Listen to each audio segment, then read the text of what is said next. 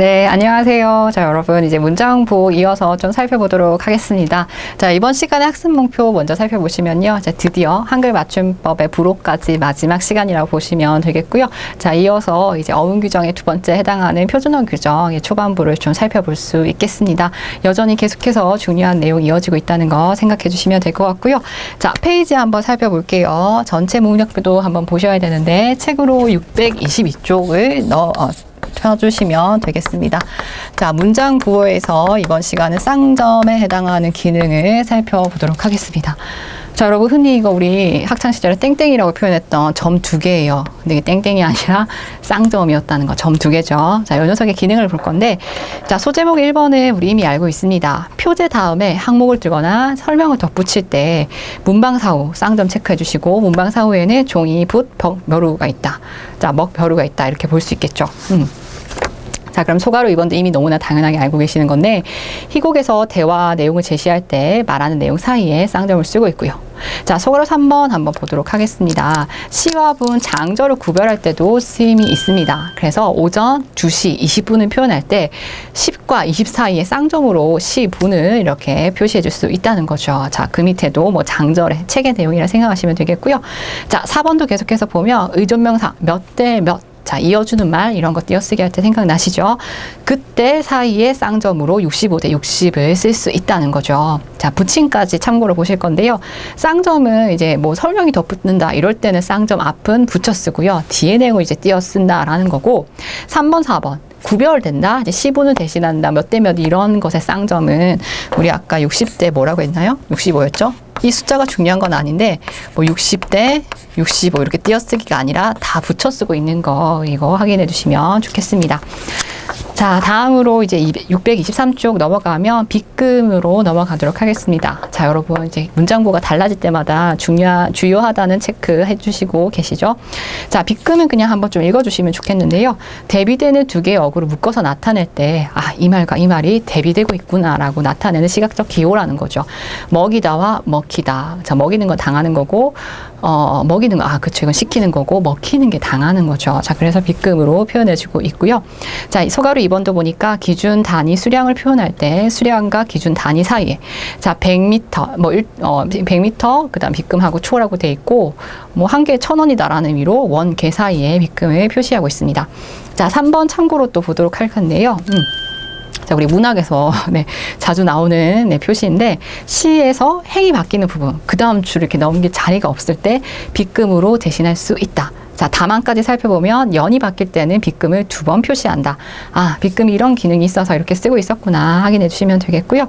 자, 붙임 1번은 이제 또 띄어쓰기와 관련된 내용이니까 좀 살펴주시면 될 것 같습니다.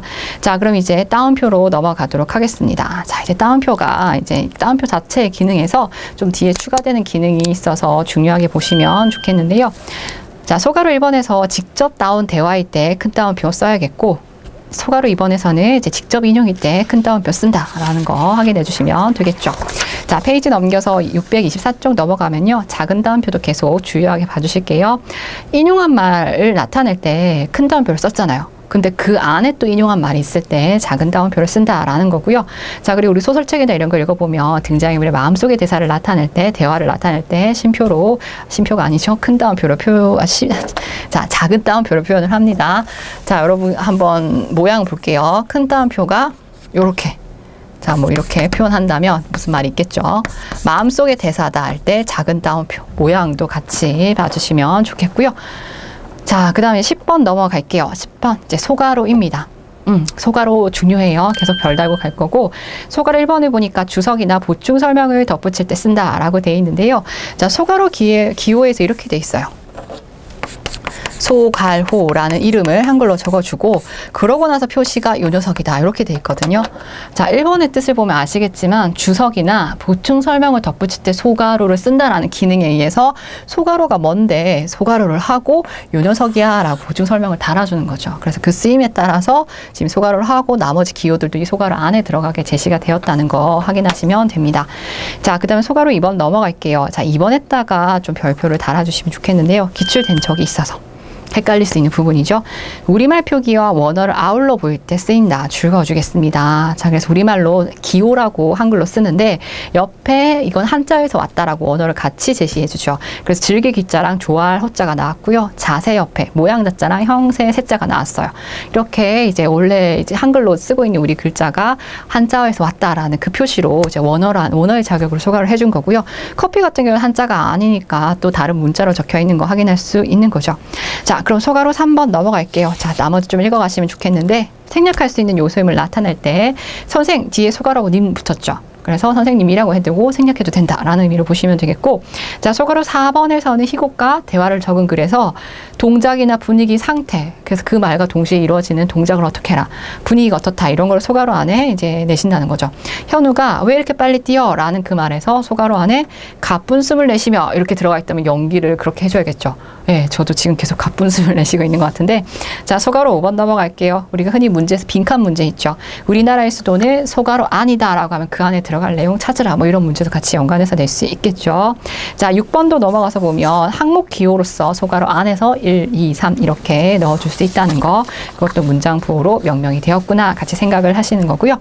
자, 625쪽 넘어가서 중가로의 쓰임 보도록 하겠습니다. 자, 중가로는 모양이 또 어떤가요? 자, 중가로라고 되어 있고요. 소가로 안에 보충 설명으로 이렇게 중가로의 모양을, 저는 이 뒤에 그릴 때마다 좀 힘들어요. 이렇게 중가로의 모양이 이렇습니다. 자, 1번을 봐주시면요. 자, 이것도 쓰임이 기출된 적이 있어서 네, 이거 다 별표 달고 갈게요. 같은 범주의 여러 요소를 세로로 묶어 보일 때 주격조사는 이와 가가 있죠. 자, 그렇게 세로로 묶을 때 쓰고요. 국가의 성립 요소 마찬가지로 또 세로로 묶여 있습니다. 자, 소가로 이번에 보니까, 자, 소가로로 표시, 소가로가 아니죠. 중가로의 표시로 봤을 때 열거된 항목 중에 어느 하나가 선택될 수 있음을 나타낼 때도 중가로를 표시합니다. 그래서 예시를 보니까 아이들이 모두 학교 에 갈 수도 있고 로 갈 수도 있고 까지로 갈 수도 있겠죠. 자, 그런 것들이 다 선택할 수 있는 항목이라고 중가로 표시가 되어 있는 거 확인해 주시면 되겠고요. 자, 그럼 12번에 대가로로 넘어가도록 하겠습니다. 자, 대가로는 모양이 어떻게 돼 있죠? 자, 대가로 모양 각각 구분해 주시면, 자, 대가로 모양 이렇다라는 표시로 소가로의 보충 설명 기호 달렸고, 대가로의 모양은 이렇게 생겼다는 거 확인할 수 있겠죠. 자, 그러면 소가로 1번에 대가로의 기능으로 1번의 뜻을 보니까 가로를 여러 번 할 수도 있잖아요, 문장에서. 그럴 때 대가로를 하고 그 안에 소가로가 들어가 있는 거 확인할 수 있습니다. 예시로 보시면요. 자, 그리고 2번을 넘어가시면, 자, 이걸 또 별표 달게요. 고요에 대응하는 한자를 함께 볼 때 쓴다. 줄 짝 꺼주시고요. 아까 페이지에서 우리 이제 624쪽에 소가로의 기능 중에서 두 번째 있죠. 우리말 표기와 원어를 아울러 보일 때 쓴다라는 거랑 좀 비교를 해주시면, 아까는 기호라는 한자 음으로 이제 썼던 그 한자를 같이 동일하게 썼는데 대가로도 그 쓰임이랑 겹칠 때가 있어요. 고요에 대응하는 한자. 근데 여기서는 나이 옆에 나이라는 한자로 읽히는 한자가 아니라 연세라는 한자가 적혀 있어요. 그래서 그 우리 고유의 음과 동일한 음을 가진 한자가 제시되어 있을 때는 소가로로 이제 원어를 표시하는 기능으로 보시고요. 지금 대가로의 쓰임에서는 나이와 연세 이렇게 도금이 다르죠. 그럴 때는 고유에 대응하는 한자를 보여주는 쓰임으로써 소가로가 아니라 대가로를 해줘야 되는 기능으로 좀 봐주시면 좋겠습니다. 자, 낱말 옆에는 단어라고 한자가 써 있고요. 손발 옆에는 수족이라는 한자가 적혀 있습니다. 구분해 주시면 좋겠고요. 자, 그 다음에 3번 같은 경우에는 원문에 대한 이해를 돕기 위해서 설명에다 논평 등을 덧붙일 때 대가로 쓸 수 있다. 사실은 이건 소가로의 첫 번째 뜻이랑 약간 겹치는 부분도 있어서 크게 구분은 안 하셔도 될 것 같고요. 자, 626쪽 넘어가서 보도록 하겠습니다. 자, 이제 가로 쓰임에서 이런 것들이 있다라는 거, 이건 기존의 내용이었는데 이제부터 중요하게 또 보셔야 됩니다. 왜냐하면 이제 바뀐 부분에 대한 내용들이 여기 대거 나오는 거기 때문인데요. 자, 바로 별표 달고 시작할게요. 자, 13, 14 묶어주시고 별표 3개 달아주시면 좋겠습니다. 자, 이게 이제 딱 보시면 좀 생소한 기호인데 라고 생각하실 수도 있잖아요. 자, 겹나표가 이렇게 생겼어요. 자, 겹나표와 겹하살 가로. 자, 원래 이런 나표는 우리 세로쓰기 문장에서 쓰던 기호였는데 지금 실질적으로 세로쓰기를 거의 하지 않으니 가로쓰기의 기능이 이제 명명되었다는 거, 이런 것들이 추가됐다고 생각해 주시면 됩니다. 자, 제가 먼저 규정 보기도 전에 이거 먼저 써버릴게요. 요 녀석을 쓸 수 있는 자리에 얘는 겹화살 가로거든요. 요 녀석을 쓸 수도 있고 큰 따옴표가 요 녀석의 기능을 또 대신해서 쓸 수도 있습니다. 그래서 요 녀석이 같이 간다고 봐주시면 좋겠고, 14번 같은 경우에는 혼나표예요. 홑 화살 가로예요. 자, 이게 가능했다면 여기서는 작은 따옴표가 또 같이 요 녀석들의 기능으로 가능하다는 거 생각을 할 수 있겠죠. 자, 그래서 1번의 내용을 먼저 보면 13번에 1번 볼게요. 책의 제목이나 신문의 이름 적어주세요. 자, 예문을 볼게요. 1896년에 창간된 독립신문. 자, 독립신문 앞뒤에 요거 표시해 준 거 보이시죠? 신문의 이름일 때 사용할 수 있는 거고요. 훈민정음은 자, 책으로서의 이름도 있는 거죠. 그래서 이렇게 표시해 놓고 있는 거 생각할 수 있겠습니다. 자, 붙임 중요하게 계속 보세요. 자, 겸나표랑 화살가로 대신 큰 따옴표를 사용할 수도 있다라고 해서 표시되어 있는 거 확인할 수 있겠고요. 자, 14번 넘어가면 혼나표와 홑화살가로 되어 있는데, 자, 1번 보겠습니다. 자, 아까 겸나표와 화살가로는 제목이나, 자, 책 제목이나 신문 이름이었잖아요. 근데 여기서는 소제목이나, 자, 거기 1번 달게요. 그림이나 노래와 같은 예술작품의 제목. 자, 여러 가지 예술작품의 제목. 거기에 2번 달 거고요. 상표 이름 있죠. 상호. 자, 3번 달아주시고요. 법률의 4번. 자, 강제성이 있는 거죠. 규정을 이제 권고하는 거, 법처럼 막 강제성까지는 따르지 않을 수 있는. 네, 근데 지켜주면 좋겠네. 자, 5가지. 자, 요렇게 5가지가 이제 그걸 표시할 때 홑화살 가로나 홑나표를 쓸 수 있다는 거죠. 그래서 예시를 보니까, 자, 국어 기본법 시행령, 기본법 이렇게 그 혼나표 되어 있고요. 자, 두 번째 예시를 보니까 베르디가 작곡한 축배의 노래, 예술작품 제목이죠. 그 다음에 상으로서 해와 달 표시가 되어 있고, 한강은 작품 제목이고 사진집이라는 문맥이 나와서 그 뒤에 사진집의 이름이니까 책의 이름으로서 겹화살가로 되어 있는 것도 확인하실 수 있습니다. 자, 붙임 넘어가겠습니다. 여러분 또 체크하셔야겠고요. 혼나표와 홑화살가로 대신에 작은 따옴표를 쓸 수 있다. 같은 쓰임으로 확인하시면 되겠습니다. 자, 그래서 13시단을 이제 꼭 추가된 내용으로 반드시 기억해 주시면 좋겠고요. 자, 15번 넘어가도록 할게요. 자, 우리 앞에서 쉼표의 쓰임으로 중간에 끼어든 말 대신에 줄표를 사용할 수 있었잖아요. 자, 드디어 이제 줄표의 쓰임도 구체적으로 나오고 있는데, 자, 1번을 보시면 제목 다음에 표시하는 부제 앞뒤에, 자, 예문에서 역사 바로잡기라는 제목이 있고요. 근대 설정이 부제입니다. 그 앞뒤에 이제 줄표 쓰고 있는 거 보이시죠?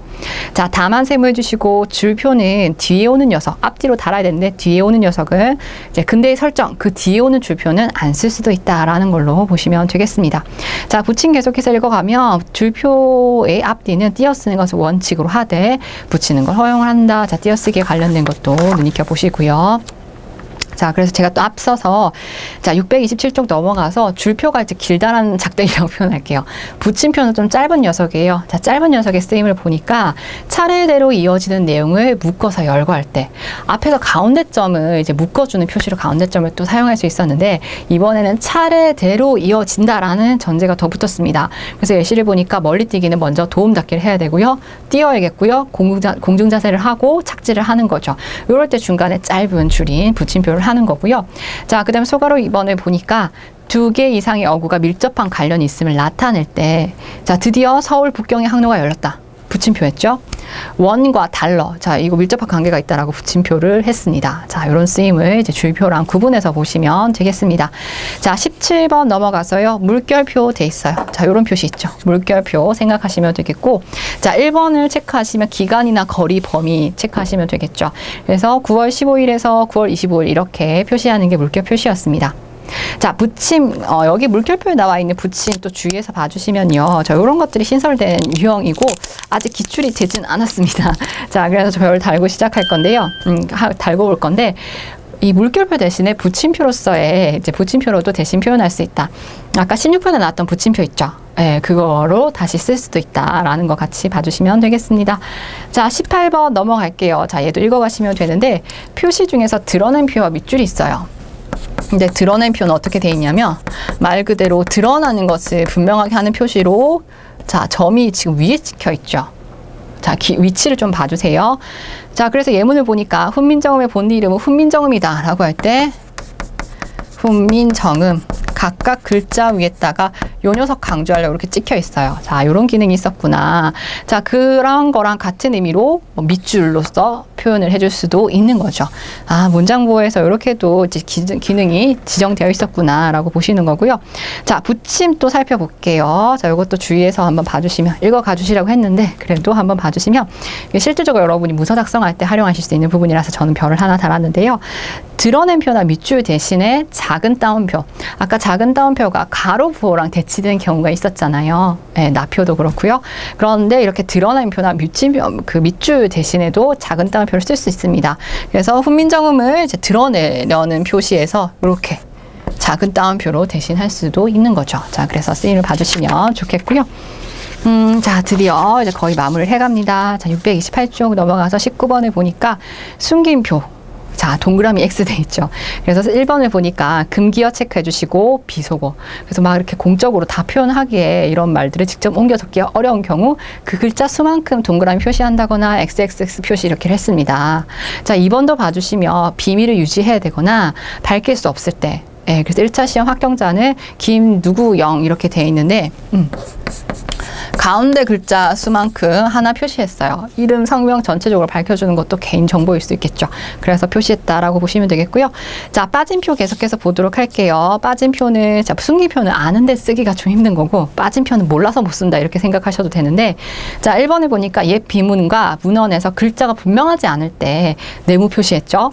그 다음에 이제 글자가 들어갈 자리에 또 쓸 수 있는 기능, 자, 참고로 보시면 되겠고요. 자, 드디어 마지막입니다. 문장부의 마지막이고요. 제가 아까 가로 부호 되게 강조했었는데 사실 문장부호가 개설되면서 여기에 있는 쓰임이 정말 이제 가장 획기적인 부분 중에 하나라고 좀 생각을 할 수 있어요. 문장부호가 이렇게 개정된 게 이제 실질적인 쓰임을 고려하고 우리가 이제 컴퓨터로 작업하는 걸 편리하게 하도록 하기 위함도 같이 있었는데요. 자, 1번을 볼게요. 할 말 줄였을 때 이미 아시고요. 좀 나타낼 때 쓰는 거 이미 아시고요. 문장의 일부를 생략할 때 이미 알 거라고 생각이 들고요. 머뭇거림을 표현할 때 이것도 뭐 소설책 정도 한번 보시면 아실 것 같고요. 정말 강조드리고 싶은 것은 629쪽의 부침의 1, 2번 내용이에요. 거기다 별 3개를 달고 싶은데 부침 1번을 보니까 점은 줄임표 같은 경우에는요. 여러분 제 문서 작성을 하시면 아시잖아요. 문자표 이렇게 3개씩 달려있는데 이거 한번 클릭하고 또 한번 클릭해야 돼요. 그렇죠? 자, 6개를 찍어줬어야 됐습니다. 불편한 거죠. 그래서 문자표 굳이 들어가지 않고 그냥 키보드에서 사용할 수 있는 거. 자, 줄거주겠습니다. 가운데 찍는 대신 아래쪽에 찍게도 바뀌었어요. 자, 하는 하고 말을 줄였다라고 생각을 하면요. 이렇게 가운데 찍지 않고 밑에도 이렇게 찍어도 되도록. 네, 그럼 바로 찍어버리면 되는 거죠. 자, 그러고 부침 2번의 내용을 보시면 원래 6개 찍어야 되는데 3개도 가능하게 됐다는 거죠. 이 3개도 위치가 가운데 해도 되고 또 밑에도 해도 되고, 자, 이런 것들이 허용된 부분들이니까 기억을 해주시면 우리 책에 있는 예시를 보시면 훨씬 더 명확하게 보이시죠.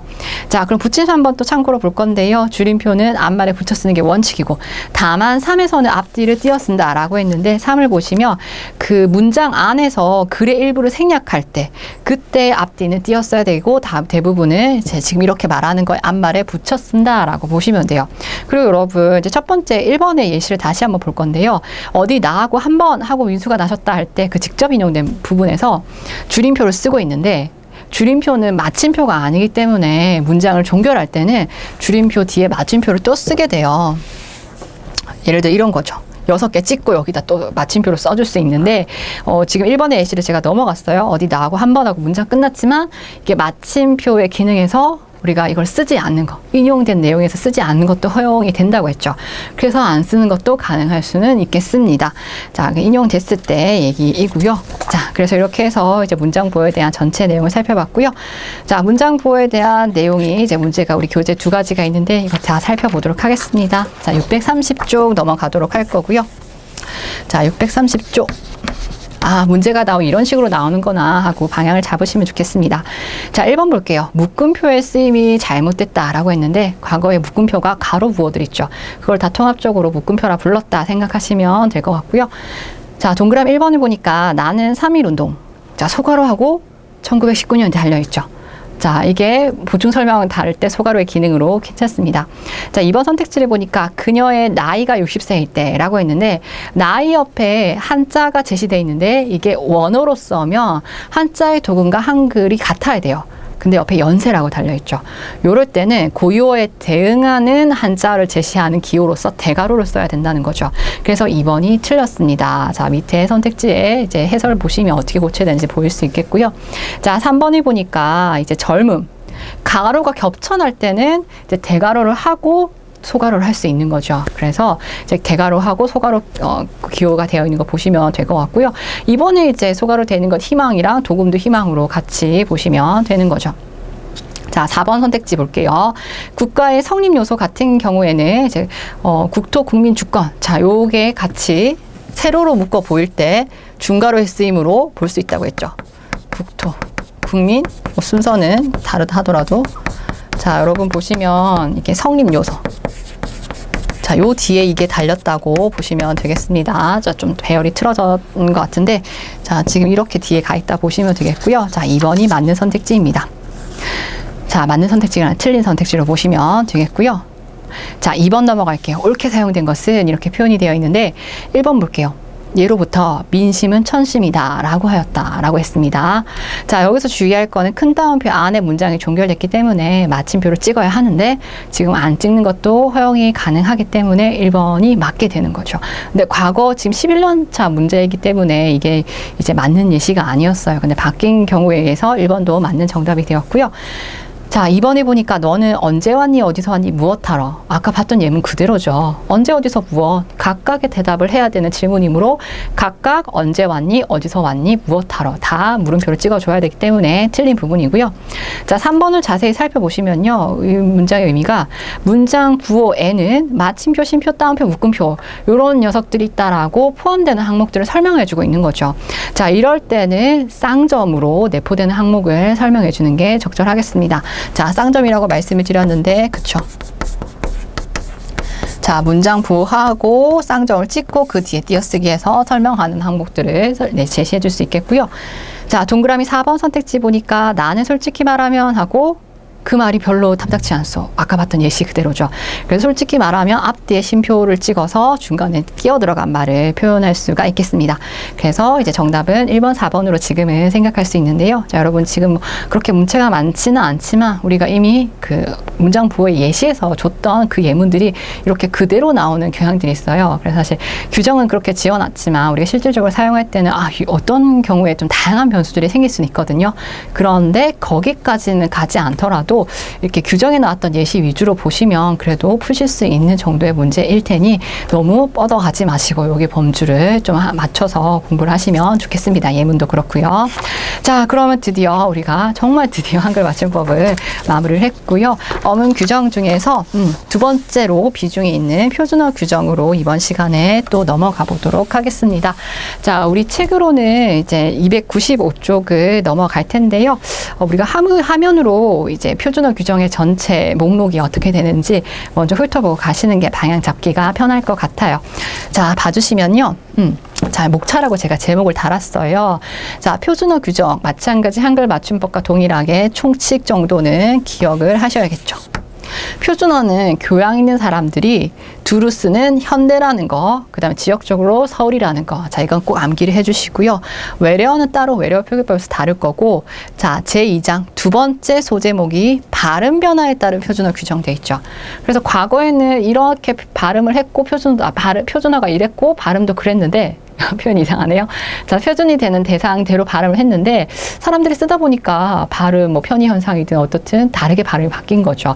그래서 그것들이 보편화된 것 위주로 자, 이렇게 표준어가 바뀐 내용들이라고 생각하시면 될 것 같고요. 기존에 있던 것뿐만 아니라 그래서 발음 변화에 따른 표준어 규정을 보니까 제1절은 자음이 어떻게 쓰였는가 유의해서 보셔야겠고 2절은 그럼 모음이 어떻게 달라졌는지 3절은 말이 본말, 준말 형태가 있다면 그 본말이 표준어인지 준말이 표준어인지 이렇게 살펴볼 거고요.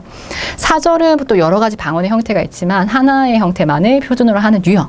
자, 마지막 5절 복수 표준어. 자, 이런 것들은 표준어가 여러 개가 될 수 있으니 다 기억해야 되기 때문에 여러분 좀 분량의 압박이 좀 있을 겁니다. 근데 다 중요하다는 거 같이 생각을 할 수 있겠고요. 자, 다음 살펴보시면요. 이제 3장입니다.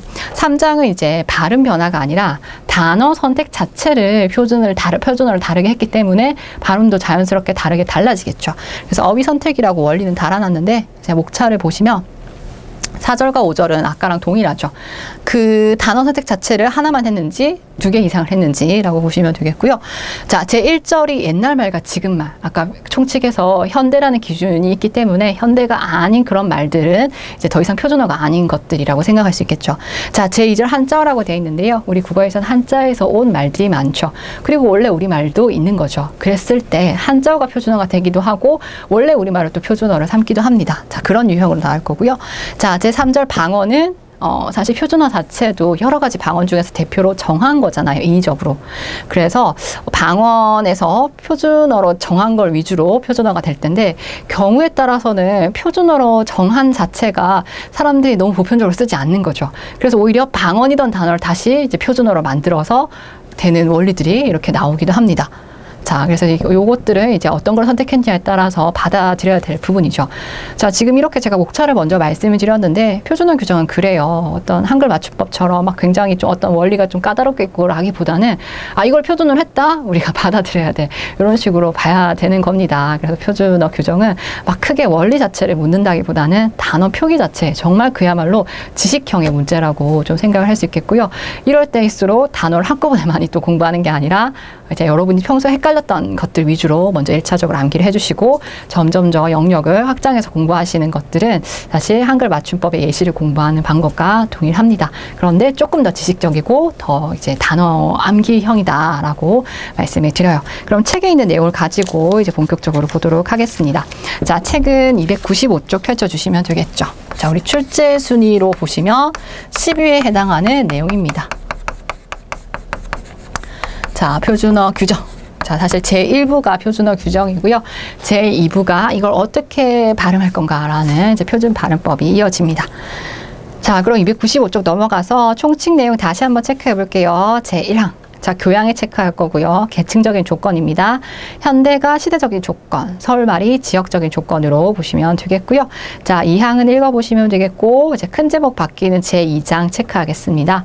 발음 변화 체크할 거고요. 발음 변화에 해당하는 것 중에서 제1절, 자음에 대한 거 보도록 할게요. 자, 제2장 발음 변화. 자, 이런 거 체크하시면서 보시는 게 그래도 범주를 기억하는 게 좀 편해요. 자, 자음이라고 하니까 이제 단어를 볼 때 자음 위주로 주의해서 보시는 건데 여러분 개념서에 따라서는 표준어와 표준어가 아닌 것도 같이 제시를 해요. 근데 사실 이제 표준어가 아닌 것도 보면 좋은 이유는 뭐냐면 문제에서 단어들을 이제 선택지에 나열해 놓고 표준어인 걸 찾아라. 표준어가 아닌 게 있는 것은 이런 식으로 나오니까 이 단어에 해당하는 표준어가 아닌 것은 어떤 형태인가를 보는 것도 좋아요. 하지만 1차적으로는 여러분이 방언을 기억하는 게 아니라 표준어를 기억을 해야 이제 그 문제를 풀어낼 수가 있겠죠. 그래서 1차적으로는 이제 표준어의 형태 자체를 좀 기억을 해주시고 문제를 통해서 또 어떻게 헷갈리는 유형으로 나오는지 좀 공부하시면 좋겠습니다.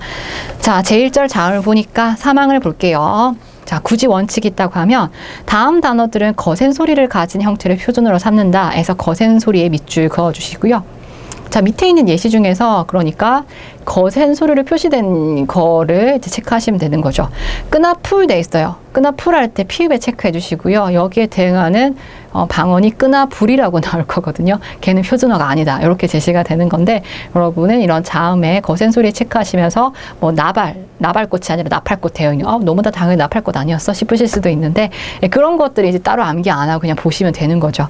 자, 여기다가 좀 체크할게요.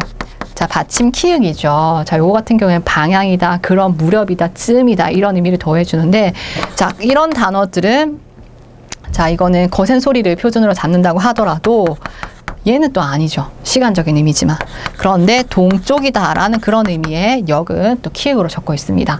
자, 좀 구분해서 봐주셔야겠고요. 자, 그리고 살쾡이도 한번 볼게요. 살쾡이도 보니까 이게 살괭이 이렇게 적지 않는다 이런 건데 자, 이게 동일해요. 이제 뒤에 또 내용이 나오는데 이렇게 쓸 수도 있겠고요. 살쾡이는 또 퀭이라고 거센 소리로 쓰고 있다라는 규정으로 나왔어요. 키읔에 체크를 하셔야겠고 얘는 같이 표준어가 될 수 있습니다. 자, 떨어먹다 아니고 털어먹다라고 돼 있고요. 자, 한 칸, 두 칸 할 때 칸이라고 키읔 돼 있죠. 자, 주의 첫 번째 좀 볼게요. 그런데 초가상간 하나 기억하시면 좋겠습니다. 초가집 3칸짜리라고 그런 의미일 때는 이제 간으로 사이 간자 조금 된 거 그대로 쓰고 있는 거고요. 자, 제4항 넘어가겠습니다. 3항은 이제 거센소리 표준어였는데 이제는 거센소리가 아닌 형태가 표준어구나. 가을가리, 거시기, 뭐 분침, 뭐 이런 거센소리, 분침할 때 치읓은 거센소리 이거 얘기하는 게 아니라 푼침 뭐 이런 식으로 하지 않는다라고 보시면 되겠고요. 자, 제5항 넘어갈게요. 어원에서 멀어졌지만 멀어진 형태가 굳어진 것을 표준어로 삼는다라고 했는데 여러분 이거 원래 어원을 따지고 막 이런 원리를 묻진 않아요. 제 표기를 보시면 좋겠는데 강낭콩이라고 돼 있어요. 강낭콩 원래 강낭콩 아니었어? 네, 그냥 그렇게 쓰시면 됩니다. 그래도 굳이 어원을 따지면 중국 양쯔강의 이제 남쪽에서 온 콩이다 이런 의미로 강남콩이다 라고 썼거든요. 네, 강낭콩 어원에서 멀어진 형태로 쓰고 있으니까.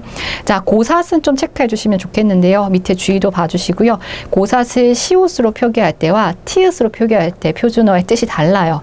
문맥에 따라 쓰셔야겠는데 초가집의 지붕을 일 때 쓰는 새끼는 시옷으로 쓸 거고 티읕으로 쓸 때는 받침 띄우실 때는 좁은 골목길의 의미일 때 그렇게 써주시면 좋겠습니다.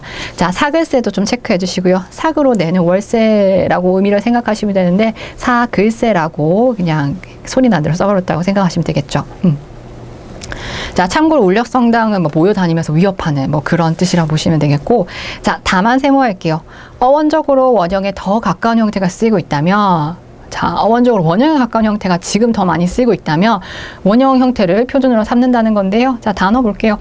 갈비, 뭐 그 고기 있죠. 예, 갈비를 갈비라고 하지 당연히. 자, 간모, 이건 어떤 뭐 물레 밑골이라고 할까요? 저 굴젓, 말겨, 이거 문법 이런 거로 생각하시면 되겠고요. 자, 적이 기출 표시되어 있습니다. 이거 적이 이렇게 쓰지 않는다라고 표시가 되어 있죠. 자, 그래서 295쪽의 내용 이런 식으로 지금까지는 어려운 단어는 없었다고 생각이 들고요. 자, 제가 이걸 보다가 예문을 다는 못 볼 것 같아요. 여러분 좀 주요한 거 위주로 보는데 나머지 것들도 주요한 거 먼저 공부를 하시고 좀 확장해서 공부하시는 거 다시 한번 말씀을 드릴게요. 자, 제6항 넘어갈게요. 예전에 이제 2가지 형태로 썼는데 지금 1가지 형태만 쓰는 자음의 표준어라고 생각하시면 되겠고요. 돌 돼 있어요. 이거 아이의 첫 생일 돌과 그다음 돌멩이 할 때 돌과 맞춤법이 같은 거죠. 리을 받침입니다. 자, 둘째, 셋째 그 표기 꼭 봐주시고요. 넷째 빌리다라고 했는데 말 그대로 어떤 뭐 내가 대가를 주든 어쨌든 다른 사람 것을 사용할 때 빌리다라는 그런 의미죠. 자, 다만을 세모해 줄게요. 다만 세모해 주시고요. 별표 3개 달겠습니다. 자, 이미 3개가 달려 있지만 표준어 자체가 중요해서 3개가 달려 있지만 이건 올해 기출에도 나왔고요. 종종 나오는 부분인데 둘째라는 순서를 나타내는 말에서 자, 둘째는 10 이상의 단위의 서수사, 양적인 개념이 아니라 순서 자체를 나타낼 때는 두째로 씁니다. 둘째의 경우만 그래요. 그래서 여기 예를 보니까 12째와 22째가 나왔는데 12째는 말 그대로 순서만 해당이 돼요. 근데 비교해서 생각을 해보면 12째도 가능한 거죠. 자, 근데 10 이상의 서수사라고 하니까 여러분 단독으로 두째는 안 돼요. 10이 안 되는 단위잖아요. 얘는 이제 둘째가 표준으로 삼았어요. 위에 나온 것처럼. 자, 둘째가 맞는데 10 이상의 서수사일 때 이제 두째도 가능하다는 겁니다. 뭐 예를 들어서 내가 키가 12번째야. 뭐 그런 의미일 때 순서가 그렇다는 거죠. 근데 12째라고 하면 예를 들어 귤이라고 할까요? 내가 귤을 12째로 먹었어라고 하면 순서라기보다는 12개째로 양적인 의미 전부 다 포함하는 거죠. 그래서 문맥을 꼭 봐주시면 좋겠고요. 자, 다음 한 번 더 볼게요. 용서를 빌다 할 때는 빌다가 맞다. 자, 빌리다와 빌다의 뜻을 좀 구분하는 걸로 보시면 되겠고, 자, 7항 볼게요. 수컷을 이루는 접두사는 이제 숫하고 뭐 사이시오 적고 싶은데 수로 적어요. 자, 수로 적는 거 꼭 기억해 주시고요. 그래서 꽝 앞에 수꽝, 나사 앞에 수나사, 수놈, 수사도, 수소. 아유, 네, 그쵸. 막상 적고 보니까 형태가 이상한데 다 수로 쓰는 거 확인해 주시고요. 다만 또 세모하고 보겠습니다. 다음 단어에서 접두사 다음에 나는 거센 소리를 인정한다라고 해서 자, 이것도 맞춤법으로 적혀 있으면 정말 어색하게 느껴지는 건데요. 자, 여러분 이거 발음해 보시면 수강아지가 아니라 수강아지라고 발음을 하게 되거든요. 표준어도 거센 소리로 적는 걸 표준으로 삼았습니다. 1차적으로 중요한 건 암수 구분에서 수라고 적는 게 중요하고 뒤에 거센 소리가 나는 것은 인정해서 표준어로 삼았다라는 거죠. 자, 그래서 숙해, 수커, 수키야 다 마찬가지고요. 다만 2번을 또 별표 달게요. 그럼 수수로 적는 것도 없느냐? 있다는 거죠. 세 가지 있어요. 양과 염소와지, 뭐 양념지 이렇게 암기하셔도 될 것 같은데 양염소지는 수수로 붙여요. 그래서 순양, 순염소, 수지하고 여기다 수로 적지 않고 수수로 적혀 있는 거 확인하시면 되겠죠. 자, 여기까지가 자음에 대한 표준어가 뭔지 이제 규정 지어 놓은 거고요. 자, 이제는 여러분이 이제 표기에서, 표준이 되는 표기에서 모음이라고 돼 있습니다. 자, 제2절 모음에 대한 것. 자, 모음이 어떻게 적혀 있는가 거기에 신경 쓰시면서 보셔야 됩니다. 자, 자모음으로 범주를 구분 지어 놓고요. 자, 제 8항을 보니까 원래는 양성 모음이었는데 음성 모음으로 발음이 굳어졌어요. 그래서 음성 모음 형태를 표준어로 삼는다. 줄 긋겠습니다. 음성 모음 형태를 표준어로 삼는다. 줄 그어주시고 그 예시 몇 가지만 볼게요. 깡충, 깡충 표준어예요. 근데 이거 모음 조화시키려면 여러분 어떻게 해야 될까요? 아 계열이 왔으니까 아오 아오 깡총 깡총으로 적어야 되는데 그 오로 적을 자리에 우라는 음성모음이 왔다는 거죠. 그게 굳어졌어요. 그래서 표준어로 삼았다라는 원리를 보시면 됩니다. 자, 동이 아니고 둥이다, 뭐 송이 아니고 숭이다 이런 식으로 예시를 계속 보시면 되는 거죠. 자, 참고로 봉죽이라고 되어 있는데요. 이제 원래는 봉족으로 발족자 써서 자, 봉죽의 뜻은 어쨌든 이제 음성모로 바뀌었는데 일을 주장하는 사람 옆에서 도와주는 자, 그런 도와준다라는 뜻을 가진 뜻입니다. 자, 다만 세 모델고 보겠습니다. 어원의식이 강하게 작용하는 단어. 양성모음이 음성모음으로 바뀐 것은 그렇게 표준어로 삼는다라고 했는데 원래 단어의 형태의 어원의식이 너무나 강한 것은 그렇게 발음이 변했다 하더라도 원래 단어의 형태대로 쓴다라는 예시인데 일단 이거 세 가지 봐주세요. 부조, 사돈, 삼촌 돼 있죠. 근데 요즘 사람들이 부주, 사둔, 삼촌 이렇게 발음하는 경향이 있지만 이거 한자에서 돌, 조자. 자, 돈자가 헤아리, 조아리다 뭐 이런 돈자거든요. 삼촌 할 때 마디촌이죠. 그 도금이 너무나 분명하게 되는 어원의식이 강하게 살아있는 것들은 표준어로 반영하지 않는다. 그래서 여전히 양성으로 조, 돈, 촌, 오로 쓰고 있는 거 확인하시면 되겠습니다. 자, 9항 넘어갈게요. 자, 이것도 원리는 좀 복잡해 보이나 결과적으로 기억하시면 되는데 모음 이가 역행동화에 의한 발음은 원칙적으로 표준 발음으로 인정하지 않습니다. 자, 뒤에 가로를 그냥 가로 닫아두시면 원칙적으로 모음 역행동화가 일어나서 그 영향을 받은 발음은 모음동화를 인정하지 않는데 그 밑에 있는 예시 몇 가지들은 표준어에 영향을 준다라고 생각하시면 되는 거죠. 자, 예를 들어 뭐 전미사로서 내기, 나기가 있다고 생각할게요. 자, 나기, 내기. 표준어가 요 녀석으로 지금 잡았다는 건데 원래 지금 이거는 모음의 체계를 좀 생각을 해보시면요. 제가 적고 있는 게 뭔지 아시면 좋겠어요. 자, 전설, 우설 그거 생각하시면 좋겠는데 자, 지금 나라는 경우는 모음을 보니까 모음이 이가 두 번째 글자에 있다는 거죠. 이의 위치를 보니까 전설 중에서 고모음이에요. 근데 이게 연달아 발음을 하려고 보니까 지금 나 할 때 아는 후설 중에서 저모음이에요. 그러니까 뭔가 소리의 성격이 너무나 달라요. 그래서 뭐라도 하나는 맞춰줘야겠다는 거죠. 혀의 최고점의 위치가 앞에 있는 것과 뒤에 있는 것을 생각해보면 뒤에 있는 최고점의 위치라도 혀의 높이는 똑같이 맞추더라도 혀의 최고점의 위치라도 전설로 바꾸자라고 해서 에로 이렇게 발음이 됐거든요. 그래서 지금 이 녀석은 표준어로 인정이 된 거고 대부분은 표준어로 인정을 하지 않습니다. 자, 예시 하나만 더 볼게요. 먹이다.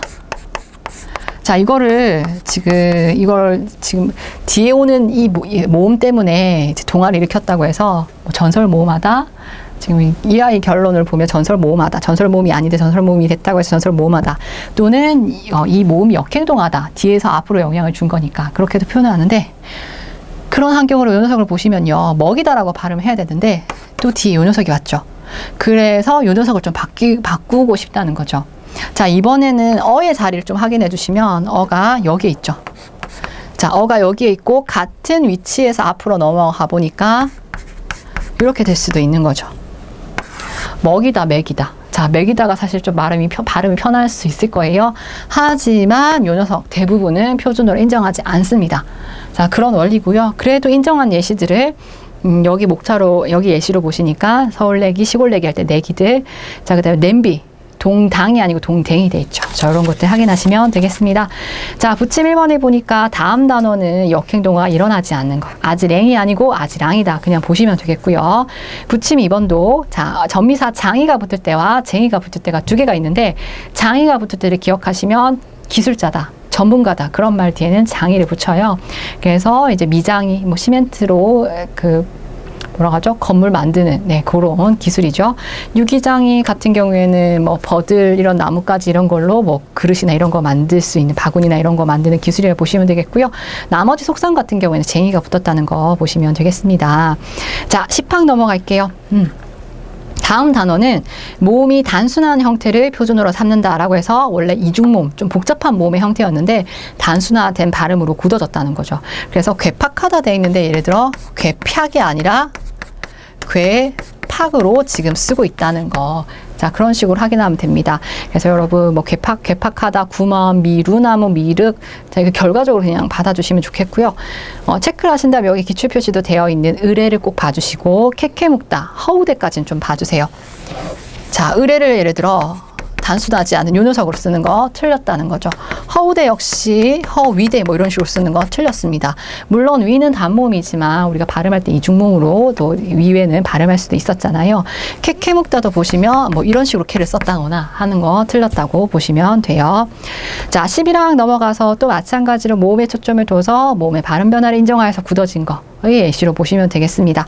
자, 예시는 보시면 되는데 주의사항. 자, 나무라다 좀 체크할 거고요. 나무래다 아니고 나무라다라고 써야 되겠고, 내가 뭔가 원하다, 희망하다라는 의미일 때 바라다라고 써야 돼요. 자, 바래다라고 쓰는 경우가 빛이 바래다 뭐 그런 의미일 때 이렇게 쓰죠. 색깔이 희미해지다 할 땐 이렇게 쓰지만 희망하다라고 하는 의미에서는 바라다라고 쓰는 거 꼭 기억을 해주시고요. 자, 그리고 주책 꼭 확인해 주세요. 주책이라고 되어 있죠. 자, 이게 원래 붙을 착자였는데 음을 발음이 바뀐 책으로 인정을 했습니다. 그래서 뭐 주책이다 이렇게도 쓰지 않고 주책 없다고 되어 있는 거 같이 확인해 주시면 좋겠고요. 자, 다음으로 이제 제가 안 본 기출들은 다 보셔야 돼요. 자, 12항 넘어갈 건데요. 자, 운 및 윗은 명사 위에 맞추어 윗으로 통일한다. 아유, 무슨 말이냐면요. 자, 위아래 대립 개념이 있는 말에서 표준이 되는 형태를 윗으로 섞겠다라는 거. 자, 예시를 보면 편합니다. 자, 기출됐던 예시 표시가 이렇게 돼 있네요. 입술이긴 한데 위에 있는 입술이다. 윗입술하고 니은 첨가돼서 사이시오 들어간다. 이렇게 보셔도 되는데 어쨌든 시오 표기를 한다라는 거죠. 자, 다만 1번 넘어갈게요. 자, 이건 사이시오 탈 때 이미 했는데 뒤에 오는 된 소리나 거센 소리 앞에서는 위로 한다. 자, 보시면 뒤에 이미 된 소리가 있는 거죠.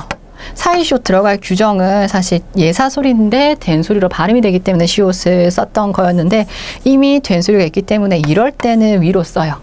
자, 그리고 마찬가지 이미 거센 소리가 뒤에 와 있을 때는 윗으로 쓰지 않는다. 자, 요거는 좀 원리가 있는 부분이니까 원리랑 같이 기억하시면 좋겠고요.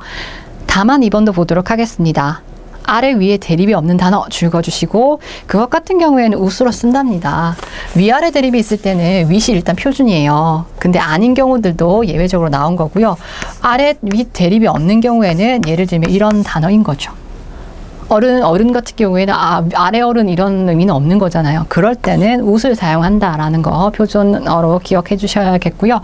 자, 보시면 우돛도 보시면요. 우돛은 무슨 말일까요? 아래 위에 개념이 없다고 했잖아요. 자, 여러분 보시면 얘랑 의미를 좀 구분해 주셔야 될 것 같아요. 둘 다 가능한데요. 위옷이라고 얘기하면 이렇게 상하이 개념으로서 위에 입은 옷이고요.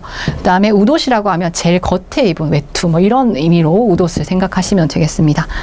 자, 뭐 참고로 또 뜻 말씀드리면 웃국 같은 경우에는 뭐 간장이나 술 담을 때 제일 먼저 이렇게 좀 떠내는 진한국이라고 보시면 되겠고, 자, 웃기 같은 경우에는 뭐 떡 같은 게 어울리는 재료 뭐 이런 뜻으로 참고로 보시면 돼요. 자, 다음으로 이제 모음에 대한 마지막입니다. 제 13항인데요. 한자 이거 글귀 구거든요. 근데 글귀 구라고 해서 이 구를 귀로 읽을 수도 있는데 귀로 읽지 않고 구로 통일했다라는 겁니다. 자, 그래서 다 그냥 구자라고 쓰고 있는 거 확인할 수 있겠죠. 자, 다만 세모해놓고 또 봐주세요. 하지만 여전히 글귀 이 두 글자만큼은 여전히 귀로 표준어를 잡았으니까 귀글이랑 글귀랑 이제 글자 순서만 바꿔주시면 되겠죠. 자, 이런 식으로 이제 모음에 대한 것까지 좀 살펴봤습니다. 자, 자, 그러면 이제 이번 시간에는 제3절 준말에 대한 것까지 좀 살펴보도록 할 텐데요. 제가 시작할 때 말씀을 안 드리긴 했는데, 일단 표준어의 범위가 정말 많아요. 정말 많아서 우리 규정에 나와 있지 않은 것들도 이제 시험에 출제되고 있습니다. 그래서 문제를 본격적으로 풀어가시는 단계에서 또 예시를 추가하시는 걸로 공부를 하셔야 되는데, 이제 1차적으로는 지금 하고 있는 발음 변화에 대한 표준어 있죠. 이 부분에 대해서 이제 출제 빈도가 좀 잦게 나오고 있으니 이 부분을 먼저 떼시고, 그 다음 시간에 할 어휘에 관한 어휘 선택에 따라서 표준어로 삼은 거, 이게 먼저 소화가 되고 어휘 선택에 따른 것을 이제 또 소화를 하시면 좋겠어요. 자, 그리고 최근에 이제 추가된 표준어들을 이제 또 다룰 텐데요. 추가된 것 같은 경우에 선택이 없이 지금 1차적으로 또 중요하게 살펴보시면 좋겠다는 말씀 중간에 잠깐 드리고요. 자, 298쪽에 그러면 이제 발음 변화 중에서도 준말, 본말의 관계에서 어떤 게 표준어인지 보도록 할게요. 자, 제3절 준말입니다. 자, 준말, 자, 줄임말이다 라고 보시면 되겠고요. 자, 원리 이거 같이 그래도 기억해 가시는 거죠. 14항을 보니까 준말이 널리 쓰이고 본말이 쓰이지 않은 경우는, 자, 뒤에 줄 그을게요. 준말만을 표준으로 삼는다. 자, 결과를 우리는 받아들여야 되는데, 자, 예를 들어 귀찮다, 김, 또아리 이거 잘 봐주세요. 뭐 또아리 이렇게 쓰실 수도 있는데 걔는 본말 말고 준말, 따리로만 표준어고요. 무 이렇게 안 쓰죠. 무로만 쓰고 있고요. 자, 미다 이런 게 뭐 털 좀 빠져가지고 살이 드러나다 이런 뜻이에요. 자, 뭐 그래서 예시를 보니까 세앙지, 온가지 뭐 이런 본말들이 있었는데 그런 건 제시 안 돼 있지만, 아, 여기 나와 있는 단어가 표준어구나 보시면 좋겠습니다. 자, 그럼 15항 또 넘어갈게요. 준말이 쓰이고 있더라도 본말이 널리고 쓰이고 있으면 본말이 원래잖아요. 그래서 본말만 표준어인 경우라고 줄 그어주시면 되겠습니다. 자, 그래서 여기서 예시가 여러 개 나왔는데 주의해야 될 걸 좀 보시면 귀이게 봐주세요. 이거 줄여가지고 귀계라고 쓸 수도 있는데 본말인 귀이게가 더 널리 쓰이고 있으니 본말만 표준어라는 거죠. 자, 또 중간쯤에 부스럼이란 단어가 나는데 요게 이제 피부병으로서의 부스럼이 이제 부럼 이렇게 쓰지 않고 부스럼 본말로 쓰고요. 뭐 견과류로서의 이제 부럼 같은 경우에는 부스럼의 준말이 아닌 다른 의미의 부럼 같은 경우에는 쓰는 게 가능하다는 게 이제 주의사항에도 설명이 나와 있습니다. 자, 그래서 지금 준말에 대한 3절의 내용이 14항 같은 경우에는 준말이 표준어야, 15항은 원래 본말이 표준어야, 이렇게 구분하시면 되겠고요. 16항에 또 별표를 이제 지금 계속 달고 있지만 또 3개를 챙겨주시면 좋겠는데, 이제 제가 앞서 복수 표준어 같은 경우에는 기억해야 될 게 많다고 했어요. 동일한 대상인데 나타내는 게 다 표준어이기 때문에 기억할 수밖에 없는데, 자, 지금 준말에 대한 지금 표준어를 얘기하고 있는데 16항이 본말과 준말이 둘 다 표준어가 되는 원칙을 얘기하고 있기 때문에 일종의 복수 표준어의 개념으로도 볼 수 있는 거죠. 그래서 줄 그어주시면 본말, 준말 줄 긋고 결론적으로 두 가지를 다 표준어로 삼는다 줄 그을게요. 그래서 밑에 있는 예시들은 눈 익힘을 좀 잘 하시면 좋겠습니다. 거짓불이야 거짓불 둘 다 되고요. 노를 한 글자로 줄여서 놀 둘 다 표준어 가능한 거죠. 막대기 막대 둘 다 되고요. 자, 가로 열고 가로 한번 좀 넘어가 볼게요. 머무르다부터 서툴다까지 예시를 이제 가로 열고 가로 닫아 주시고요. 자, 요런 용어들이 본말 준말 표준어가 다 되는데 활용 형태가 좀 달라서 보도록 하겠습니다. 자, 이게 본말이고요. 줄여서 머물다라고 써요. 자, 그런데 어간어미 활용 형태를 보니까 여기서 머무르다, 머무르고 뭐 이런 식으로 자음의 연결 어미는 그대로 고정적으로 쓰면 되는데, 여기다가 모음을 연결했을 경우에 이제 르 불규칙으로 생각하시면 돼요. 머물러 하고 이 르의 형태가 리을 형태로 달라졌죠. 자, 그럼 요거 같은 경우에는 그럼 어떻게 연결할 수 있는가? 머물다 뒤에 어를 연결하면 머물어 이렇게 쓰는가? 안 된다는 거죠. 자, 얘는 뒤에 자음 어미만 오는 형태를 활용을 시켜요. 그래서 머물다, 머물고 뭐 이런 식으로 자음 어미가 올 수 있는 거고, 머물어 이런 식으로 쓰지는 않는다라는 거. 자, 우리 주의사항의 옆에 페이지인가요? 거기서도 정리가 되어 있으니 좀 확인해 주시면 좋겠습니다. 머무르다부터 서투르다까지 같은 문맥으로 생각하시면 되겠습니다. 자, 그러면 이제 299쪽에 이제 제4절 단수 표준어 차례인데요. 자, 이번 시간에는 이제 표준어에 관한 것 중에서 표준어 전체 총칙을 기억하시고 제2장 발음 변화에 관한 것 중에서 요 3가지 있죠. 다 주의해서 제가 강조 드린 거 위주로 1차적으로 공부를 하시면 좋겠고요. 자, 다음 시간에는 발음 변화에 관한 것 중에서 이제 2가지 남았죠. 제4절 단수 표준어와 복수 표준어. 자, 이런 애들은 진짜 원칙이 아니에요. 얘가 표준어라니까 받아들여야 되고, 두 개가 표준어라니까 받아들여야 되는 그 위주니까 또 먼저 읽어오셔도 좋겠고, 같이 한번 살펴보도록 하겠습니다. 고생 많으셨습니다.